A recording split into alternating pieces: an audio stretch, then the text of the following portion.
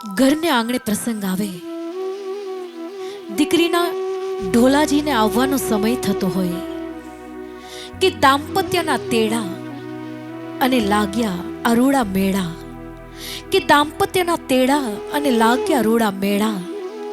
દાદાને આંગણ દીવાન ખાને આજ સ્વજનો બિરાજમાન થયા હોય, વડીલો બિરાજમાન થયા હોય કે દીવાન ખાને દ્વાર મેં તો તોરણ બંધાવ્યા, દીવાન ખાને દ્વાર મેં તો તોરણ બંધાવ્યા. લીલુડા રંગ ઉભરાય આજ મારે આંગણે વધામણા જો, ઘીએ ઘોડીને મેં તો કંકુ નિપજાવ્યા, કે ઘીએ ઘોડીને મેં કંકુ નિપજાવ્યા. કમોદ ખાંડી મેં તો ચોખા નિપજાવ્યા, કમોદ ખાંડી મેં તો ચોખા નિપજાવ્યા. કેસર ઘોડી ઘોડી મેં તો આજ રંગ નિપજાવ્યા. અને દૂર દૂર દેશથી સ્વજનો પધાર્યા, કાકાએ તો આજ કુટુંબને તેડાવ્યા, કે કાકાએ તો આજ કુટુંબને તેડાવ્યા.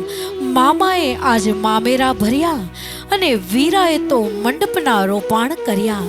એ દીવાન ખાને આજ મેં સ્વજનોને તેડાવ્યા.